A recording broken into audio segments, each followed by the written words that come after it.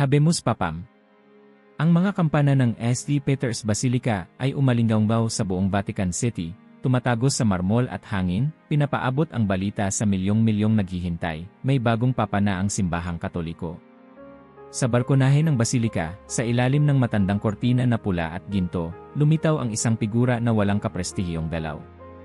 Hindi siya mukhang politiko. Hindi rin siya mukhang hari. Ngunit sa mismong sandaling iyon, milyon ang tumahimik, sabay-sabay na huminto ang mundo. Habemus Papam. Pope Leo XIII, ang kauna-unahang papa mula sa Amerika. Sa dami ng pangalan na inasahan ng mundo, iyon ang hindi nila inakalang maririnig. Mula sa gitna ng mga kardinal, tumindig si Cardinal Luis Antonio Tagle, ang pinakamamahal na Pilipino sa Vatican. Hawak niya ang isang maliit na kahon. Dahan-dahang lumapit siya sa harap ng bagong halal na Santo Papa at sa mga mata ng buong mundo, isinuot niya ang singsing ng mangingisda sa kanyang daliri. Isang kilos na puno ng kasaysayan. Isang kilos ng pagkilala, ng paggalang, at ng panata. Tahimik ang crowd.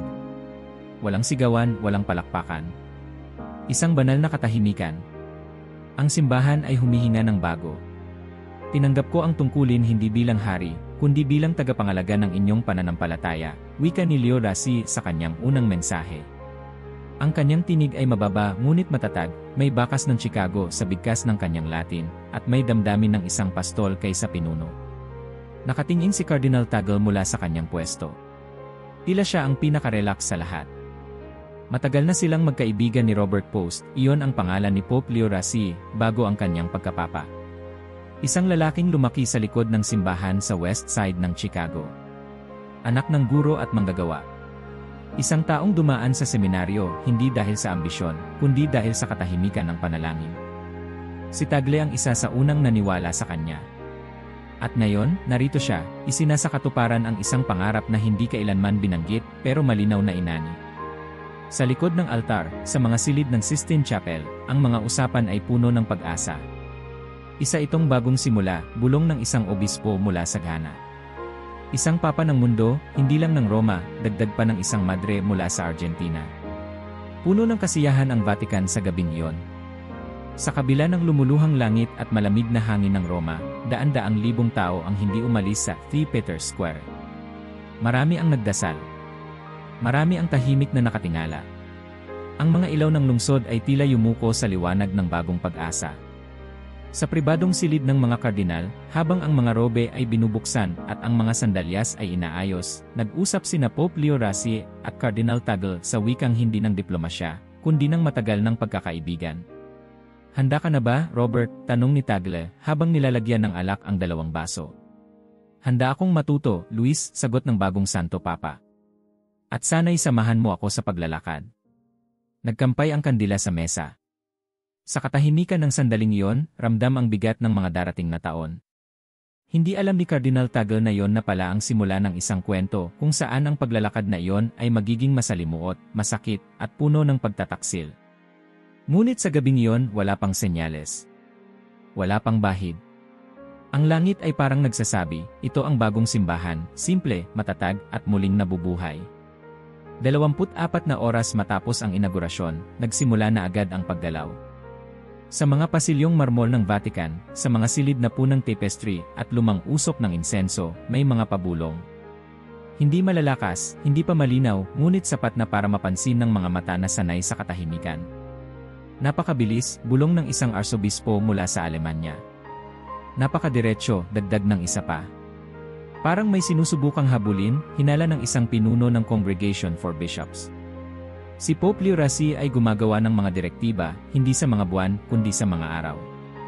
May mga memo na nilagdaan ng hindi ipinakukonsulta. May mga lumang proyekto na isinara. May mga appointment na ginawa ng hindi dumaan sa tradisyonal na konsultasyon. Sa isang closed-door meeting, habang tinititigan ng mga kardinal ang bagong pontifice sa isang pabilog na mesa, walang sinuman ang nagtanong ng direkta. Ngunit nagtanong ang katahimikan. Tinitigan ni Cardinal Tagle ang kanyang dating kaibigan. Nakaupo si Pope Leo XIII na parang hindi siya papa, kundi isang taong may ginugunita. Tahimik, nakayuko, minsay kinukuyom ang kamay. At sa bawat desisyon niyang inilalabas, isang layer ng dating samahan nila ni Tagle ang tila kumakalas. Isang gabi, habang naglalakad si Cardinal Tagle sa gilid ng St. Peter's Square, sinabayan siya ni Monsignor Cruz, isang Pilipinong pari na matagal na sa Curia. "Luis," sabi nito, "nakapansin ka rin ba?" "Nang ano?" sagot ni Tagle, hindi tumigil sa paglalakad. "Nang katahimikan niya. Hindi yung banal na klase. Ibang katahimikan ito. Parang sinusupil." Hindi sumagot si Tagle. Tumigil siya sa harap ng isang bas-relief ni San Pedro, at sa saglit na yon, parang may gustong sabihin ang marmol mismo. May mga pag-uusap na hindi kailanman opisyal. Isang kardinal ang nagsabing si Pope Leo ay nagsusuri ng budget ng Vatican Radio upang ilipat ang focus sa podcast para sa kabataan. Isa pa ang nakarinig na tinutulungan daw ng Papa ang isang NA para sa mga migranteng hindi kinikilala ng mga gobyerno. "Hindi ba't mabuti yon?" tanong ni Tagle, habang kausap si Cardinal Okeke mula Nigeria sa isang agahan. "Mabuti," sagot ng kaibigan. "Ngunit may nararamdaman kaming kaunting pag-iisa ng kapangyarihan. Isang estilo ng pamumuno na hindi natin nakasanayan." Pagbalik niya sa kanyang opisina, may liham si Pope Leo XIII sa kanyang mesa. Walang pirma, walang heading, ngunit malinaw ang laman, isang listahan ng mga posisyong papalitan, at ang mga bagong pangalan. Kasama roon ang reorganisasyon ng Dicastery for Evangelization, ang departamentong pinamumunuan ni Tagle mismo. Hindi siya kinausap bago ito. Wala ni isang pulong. Isang dokumento lang. Isang utos. Habang tinitingnan niya ang tinta sa papel, hindi galit ang unang naramdaman niya. Hindi pagkabigo, kundi pagkalito. Sa isang simpleng misa kinabukasan, nang humawak siya ng ostya, at tiningnan ang mata ng isang bata sa unang hilera, ramdam niya ang bigat na hindi niya kayang ipaliwanag. Matapos ang misa, sinalubong siya ni Pope Leo XIII sa gilid ng sakristya. Walang staff. Walang sagradong mga palamuti. Sila lang. "Luis," wika ni Leo, "alam kong napansin mo na. Robert, bakit hindi mo sinabi sa akin?" "Dahil kung sinabi ko, hindi mo ako mapapanatili sa landas." "Anong landas, Papa?" "Ang landas na kailangan ng simbahan. Hindi ko kayang dalhin ang lahat. Pero alam kong may mga kailangang isakripisyo." Napakurap si Tagle. "Sakripisyo?" tanong niya, halos bulong. Ngumiti si Leo, malungkot, parang alam niyang may sakit ang kanyang sinasabi. Hindi lahat ng pagkakaibigan ay kasama sa plano ng Diyos. Pagkatapos noon, lumakad siya paalis. Si Tagle ay naiwan sa sakristya, hawak pa rin ang kanyang patenang walang laman, at sa mata niya may kinikimkim. Ang pagkakaibigan ay nanatili sa kanilang mga ngiti, ngunit sa pagitan ng mga salita, ang pader ay unti-unting tumatayo. 3 araw pagkatapos ng inaugurasyon. Sa ilalim ng mga kwartong hindi pinapasok ng liwanag ng araw, sa mismong loob ng Apostolic Palace, muling tinipon ni Pope Leo XIII ang kanyang panloob na bilog. Walang paunang anunsyo. Walang schedule na ipinaabot sa Secretariat of State. Ang imbitasyon ay personal, tinawag isa-isa, sa pamamagitan ng lihim na emisary, at pinapunta sa isang silid na bihirang gamitin, ang Sala Clementina. Cardinal Tagle, gaya ng nakasanayan, ay dumating na may kumpiyansa. Inakala niyang isang pagpupulong lamang ito para sa mga paparating na pagbabago, mga konsultasyon, mga mungkahi, marahil ilang liturhikong panukala. Bitbit niya ang kanyang folder, may ngiti sa labi, at isang pananabik na muling makaupo sa tabi ng dating kaibigan. Ngunit pagpasok niya sa silid, naramdaman niya agad ang lamig, hindi ng temperatura, kundi ng atmosfera. Walang nagbukas ng bibig. Ang mga kardinal ay nakaupo sa mahahabang bangko sa gilid. Sa gitna, si Pope Leo XIII, hindi nakasuot ng kanyang mitre, kundi ng isang simpleng puting kasok. Nakatiklop ang kanyang mga kamay. Tahimik. Mapagmatsyag. Walang sinuman ang bumati kay Tagle. Isang bagay na kapansin-pansin sa isang lugar kung saan ang bawat kilos ay may simbolismo. Umupo siya, pinilit ang isang ngiti. Ngunit sa loob, naramdaman niyang may mali. Binasag ng Papa ang katahimikan. Bago tayo magsimula, isang direktiba ang ilalabas ngayon. Walang boto. Walang debate. Isinampa ni Pope Leo ang isang makapal na sobre sa mesa. Kinuha ito ng isa sa mga sekretaryo at nagsimulang basahin. Mula sa taong ito, bawat obispo sa buong mundo ay kailangang magsagawa ng isang pampublikong prosesyon nang walang sapin sa paa sa lansangan ng kanyang dioceses. Isang beses sa isang taon. Sa mga kalye kung saan naglalakad ang karaniwang tao. Nagpalitan ng tinginan ang mga kardinal. Ang ilan ay napakunot noo. Ang iba namutla. Si Tagle ay napaayos ng upo, tila inaasahang may dagdag pang paliwanag. Ngunit wala. Tumahimik ang papa. Wari tapos na ang talumpati. Holy Father, maingat na sabi ni Cardinal Okeke, ano po ang layunin ng ganitong hakbang? Sumagot si Pope Leo XIII, mababa ngunit diretsyo. Pagpapakumbaba. Hindi ng institusyon, kundi ng mga individual na nasa tuktok nito. Walang nagsalita. Walang nagtanong. Maliban kay Tagle. Kung maaari po, Papa, mahinahong simula niya, hindi ba't maaaring intindihin ito bilang eksibisyon? O masyadong radikal para sa ilan sa ating mga dioceses? May mga lugar na may digmaan, may lugar na delikado ang lansangan. Ngunit bago niya matapos, tiningnan siya ni Leo. Hindi galit, hindi rin malamig, kundi malalim, tulad ng isang taong may sariling dalahin na hindi kayang ipaliwanag sa ngayon. Luis, wika ng Papa, hindi ito tungkol sa kung ano ang madali. Ito ay tungkol sa kung ano ang kailangan. At sa isang iglap, napansin ni Tagle, siya lang ang hindi nakaalam tungkol sa desisyong ito. Ang iba, kahit pa nagtataka, ay hindi nagulat. Ibig sabihin, napag-usapan na ito bago pa siya imbitahan. Nagsalita si Cardinal Perini mula sa Italia. Ito ba ang simula ng mga pastoral directive na hindi dadaan sa konsulta? Ngumiti si Pope Leo, matipid. Hindi ito simula. Nagsimula na ito. Walang sumagot. Ang silid ay tila lumubog sa bigat ng revelasyon. Pagkatapos ng pagpupulong, hindi agad lumabas si Tagle. Nanatili siya sa likod ng kapilya, sa harap ng isang lumang krusipihong gawa sa kahoy. Umupo siya sa huling bangko at iniunat ang mga kamay sa kanyang mukha. Dumating si Monsignor Cruz, tahimik. Hindi ka sinabihan, ano? Hindi. Nangyari na rin yan dati. Ngunit hindi sa ganitong paraan. Alam mo ba, wika ni Tagle habang tumatayo, noong nasa Peru si Robert, naglakad siya ng walang sapin sa mga kalsadang nababalutan ng bato. Dumugo ang kanyang mga paa para lang marating ang isang batang may sakit. Doon nagsimula ang lahat. Doon nabuo ang paniniwalang ito sa lupa, sa alikabok, sa pagbaba. Alam mo ang alaala. Pero hindi mo alam na gagawin niya itong utos. Tahimik si Tagle. Tumango. Nang gabing iyon, habang nakaharap sa bintana ng kanyang silid, pinapanood niya ang mga ilaw ng Roma na dahan-dahang namamatay. Alam niyang may pader ng binuo. Hindi lang sa pagitan nila ni Leo, kundi sa mismong loob ng simbahang kanilang pinaglilingkuran. At mula sa gabing iyon, nagsimula ang hindi na mababalik na distansya. Sa mga unang linggo matapos ang Barefoot Mandate, hindi humupa ang usap-usapan. Ngunit wala ring lumabas na opisyal na paliwanag. Tahimik si Pope Leo XIII. Mas tahimik si Cardinal Tagle. Isang gabi, habang sumasayaw ang hangin sa ibabaw ng mga tuktok ng simbahan, may isang lihim na kaganapan sa loob ng Vatican Gardens. Hindi inanunsyo. Walang media.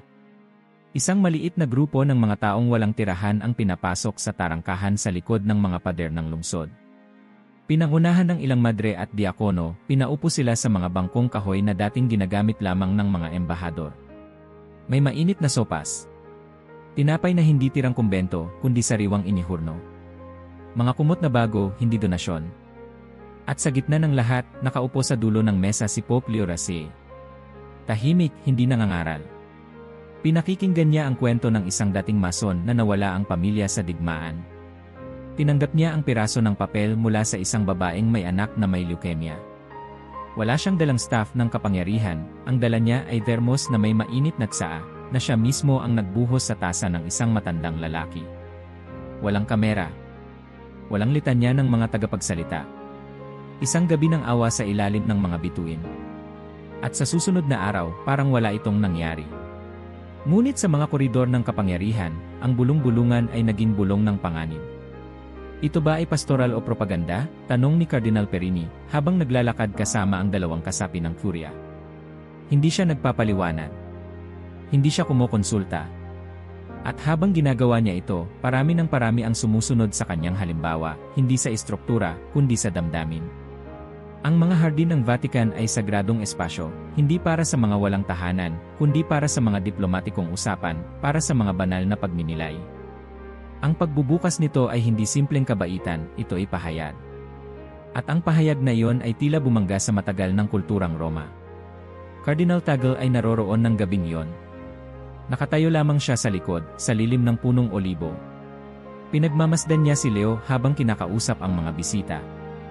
Lumapit sa kanya si Monsignor Cruz. Napansin mo ba ang mga paa niya? Walang sapin, sagot ni Tagle, halos pabulong. Bakit hindi mo siya nilapitan? Dahil sa gabing ito, sagot ni Tagle, hindi niya ako kailangan bilang kaibigan. Kailangan niya akong panoorin. Kinabukasan, isang liham ang dumating sa opisina ni Tagle. Nakaprint sa papel na walang anino ng Vatican Seal. Isang linya lamang. Panahon na para sa panalangin, Luis. Sa malayo. Para sa kalinawan. Walang pirma. Ngunit hindi kailangan. Kilala niya ang kamay na sumulat nito.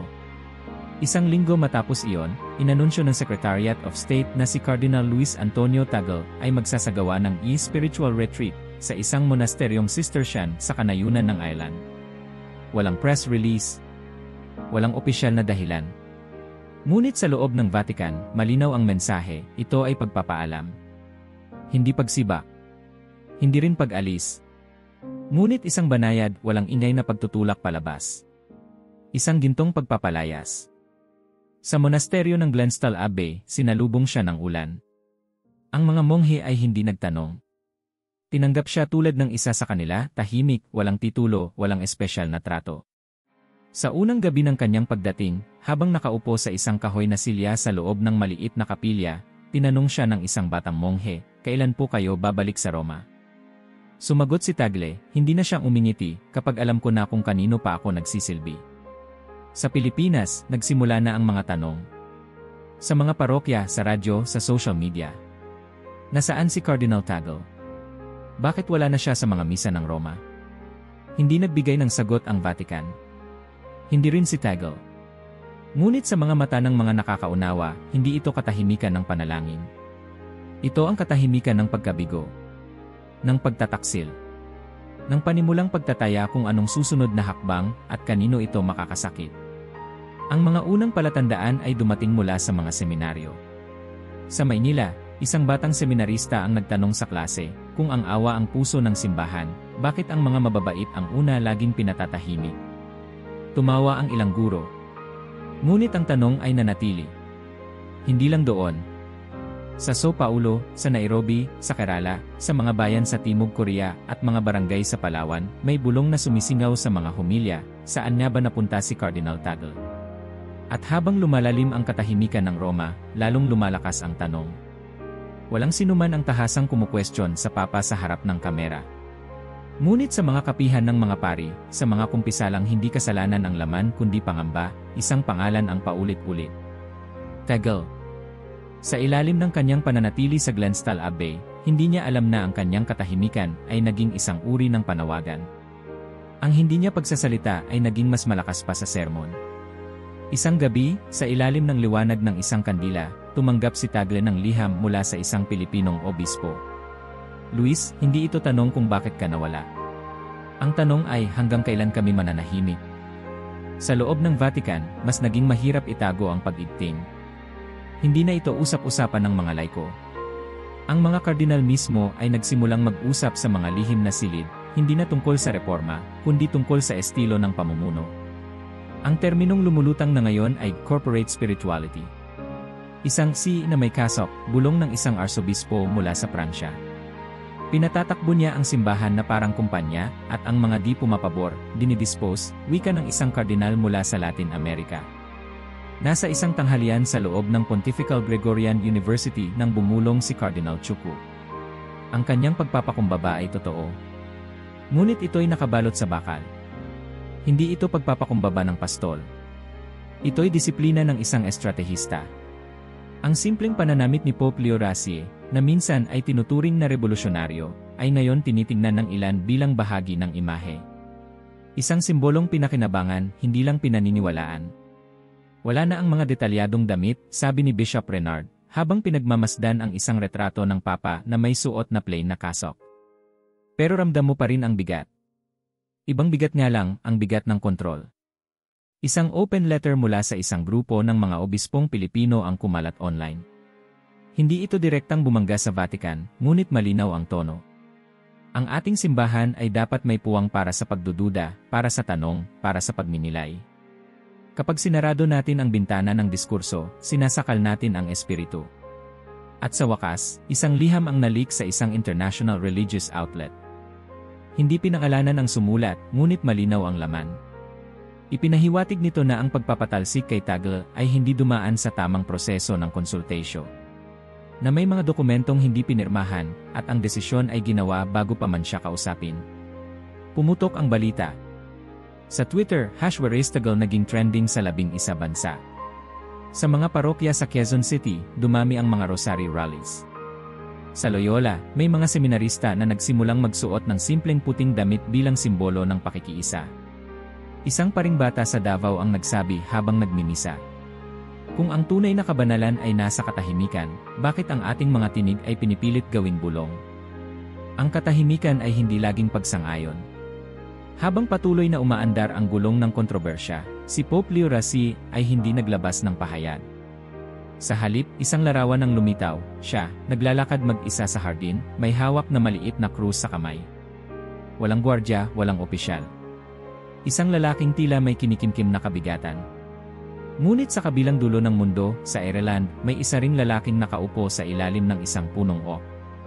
Hawak ni Tagle ang isang retablo ng mahal na Birhen ng Lourdes. Tahimik niyang binubuo ang isang mensaheng hindi pa isinusulat. At sa kanyang paningin, sa hangin ng gabi, may dalang pahiwatig ang mga dahon. Hindi pa tapos ang kanyang tungkulin.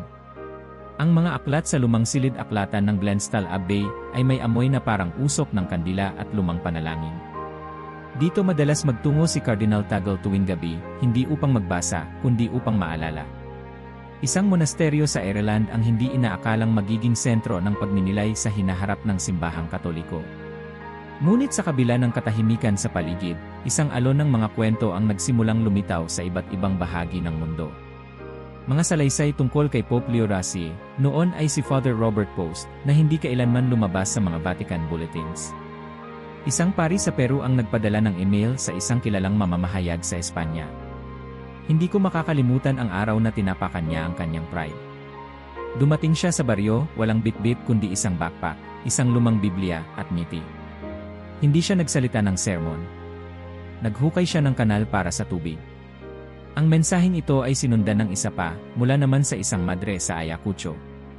Noong sinira ng bagyo ang aming kapilya, tumulong siyang ayusin ang bubong. Nabutas ang palad niya, dumugo. Nang tinanong ko kung bakit hindi siya humingi ng tulong, sumagot siya, kapag ang Diyos ay naging tao, hindi siya nag-utos mula sa langit. Bumaba siya. Habang patuloy ang pagtutol sa Roma, lumilinaw ang isa sa pinakamasalimuot na aspeto ng krisis, hindi lamang ito away sa kapangyarihan, ito ay banggaan ng pananaw. Teolohiya laban sa teolohiya. Si Pope Leo XVI, ayon sa kanyang mga tagasunod, ay nagdadala ng doktrinang ugat ay hindi sa dogma kundi sa karanasan. Para sa kanya, hindi sapat ang pag-aaral ng Latin at canon law. Ang tunay na teolohiya ay dapat dumaan sa sugatang paa ng isang bata, sa pawis ng isang amang walang trabaho, sa luha ng isang inang iniwan ng gobyerno at ng simbahan. Ito ang dahilan kung bakit nagmungkahi siya ng mga pagbabago sa wika ng misa.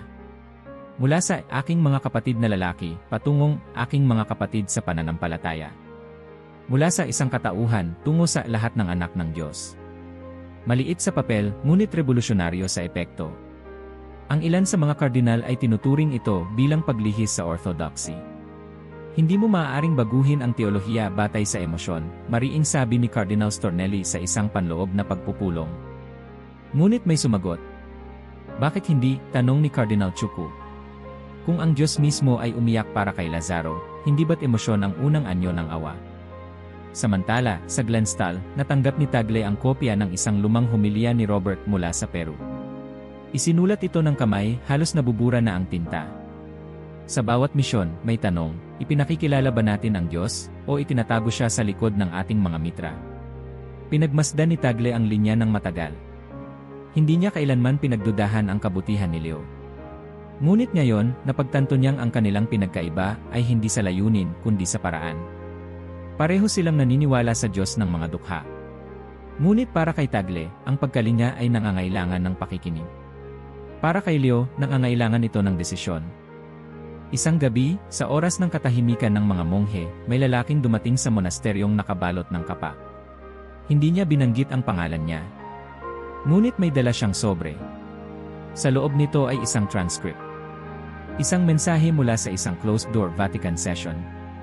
Binasa ito ni Tagle, dahan-dahan. Sa loob ng transcript, binanggit ang ideya ng theological recalibration.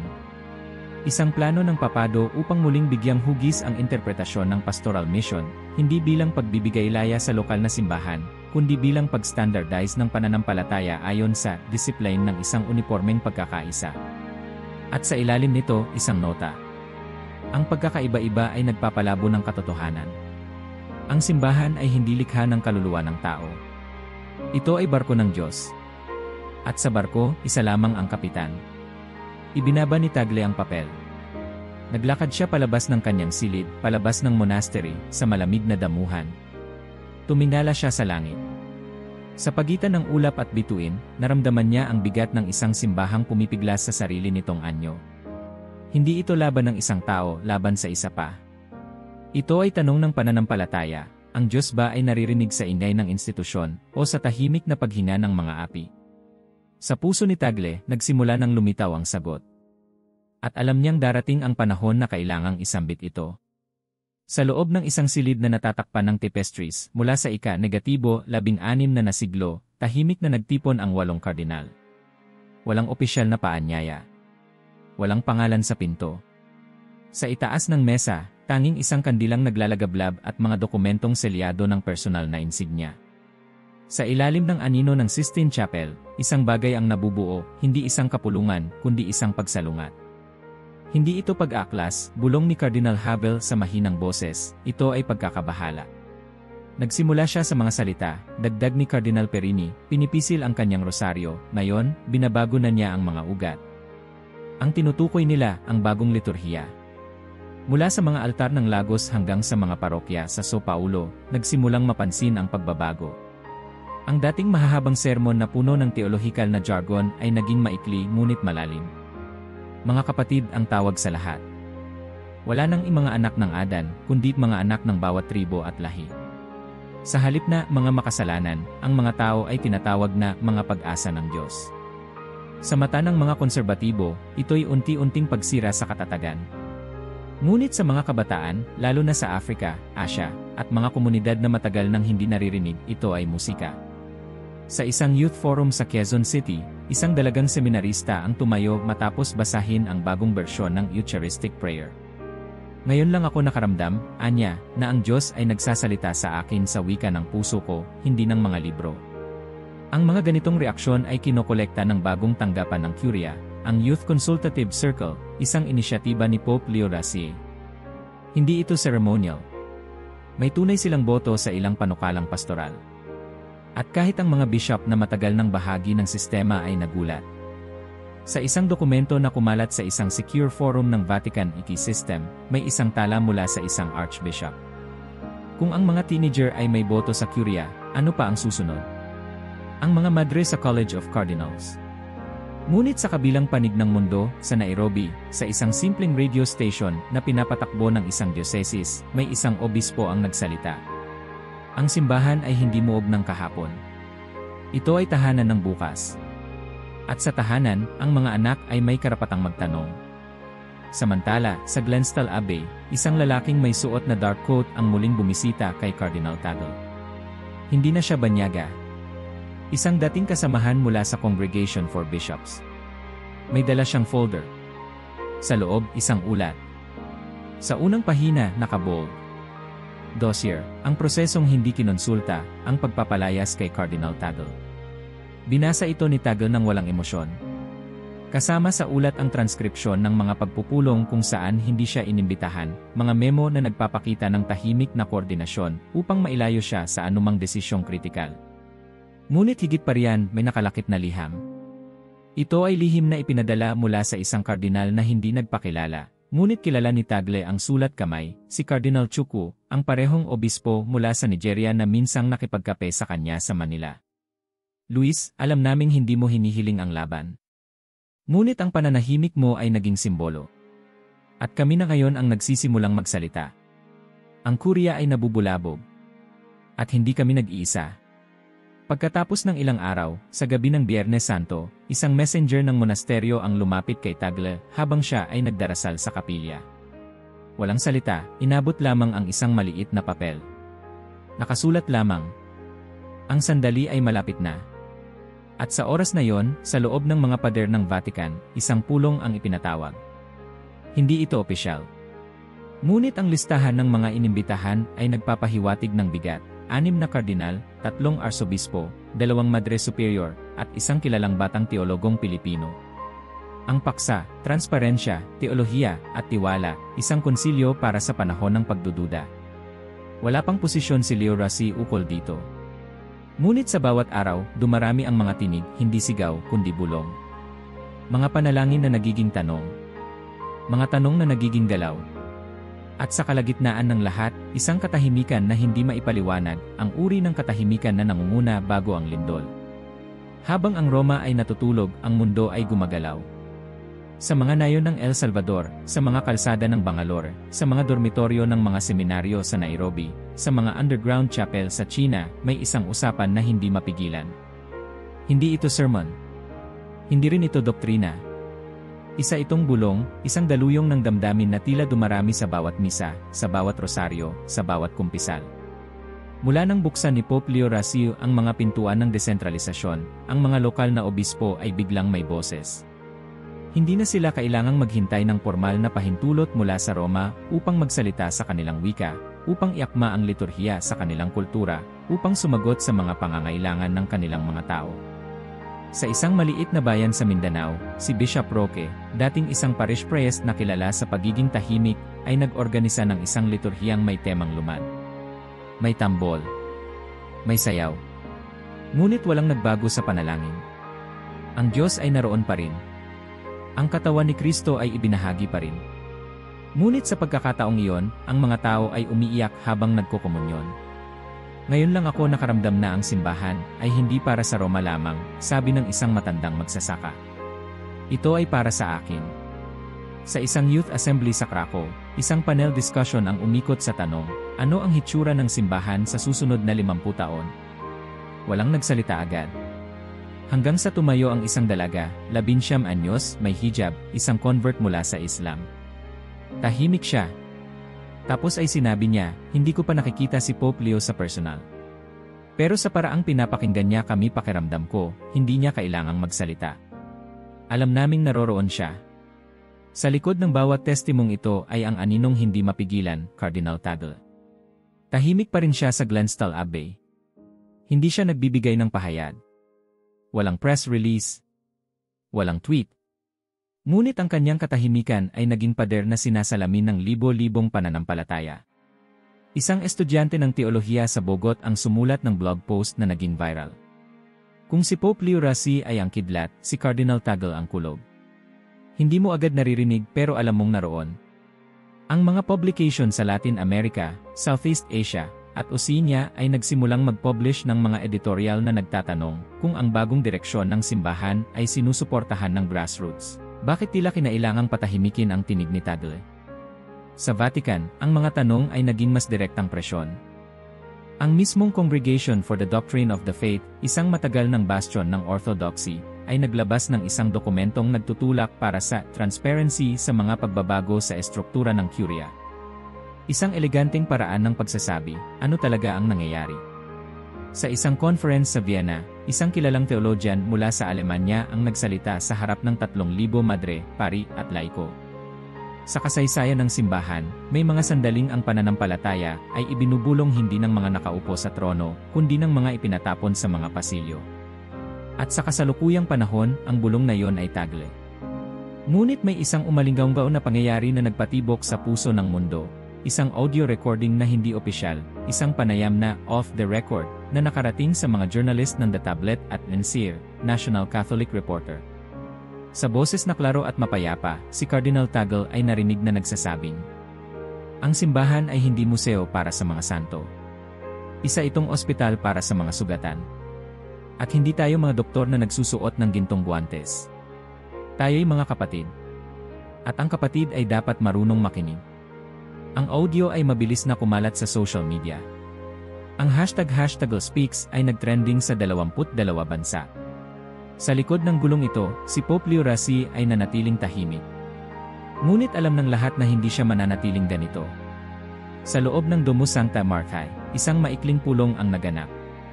Tanging 5 katao ang naroon. Sa gitna nila ang Santo Papa.